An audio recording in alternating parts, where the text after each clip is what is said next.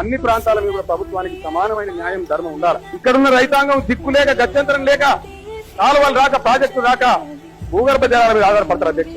ఒక ప్రాంతంలో రైతాంగానికి ప్రాజెక్టు ప్రభుత్వ సొమ్ముతో కట్టి వెంటనే ప్రభుత్వ సొమ్ముతో చేసి అతి చౌకగా అక్కడ నీళ్లు ఇస్తున్నారు. సంతోషం, ఇవ్వండి, ఇంకా తగ్గించండి. రైతులు దేశానికి అన్నం పెడుతున్నారు కాబట్టి వాళ్ళకి సాయం చేయని మాట ఇచ్చలేదు. కానీ వాళ్ళ దగ్గర ఎంత తీసుకుంటున్నారో తెలంగాణలో కూడా అంతే తీసుకోవాలని నేను డిమాండ్ చేస్తా ఉన్నా అధ్యక్ష. తెలంగాణ రైతాంగానికి వ్యవసాయానికి ఫ్రీగా పవర్ సప్లై చేయాలని చెప్పి నేను డిమాండ్ చేస్తా ఉన్నా అధ్యక్ష. ఇది న్యాయం చేసినట్టు అవుతుంది తప్ప ఏం గొంతెమ్మ కోరిక. My demand is right demand. ఏ నాటికైనా సరే ఇదే ఓల్డ్ అప్పర్ కృష్ణా ప్రాజెక్టు నుంచి మహబూబ్ నగర్ కాలువలు రావాల్సిందే. తెలంగాణ ప్రజల వాళ్ళ న్యాయమైన హక్కు సాధించుకొని తీరుతారు అధ్యక్ష. ఇది చరిత్రలో జరగబోయే సత్యం మీరు చూడబోతారు. హరిహర బ్రహ్మాదులు అడ్డమచ్చిన, మీ తాత జేజమ్మలు అడ్డమచ్చిన, మీ కండ్ల ముందే పాలమూరు ప్రాజెక్టు కట్టి ఇక్కడ లక్షల ఎకరాల సాగులోకి తీసుకొచ్చి చూపిస్తాం.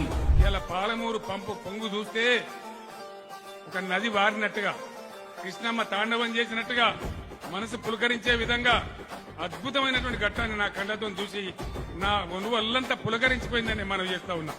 ఇంత మంచి కార్యక్రమం చేసి నా జీవితం ధన్యమైందని నేను మనవి చేస్తా ఉన్నా.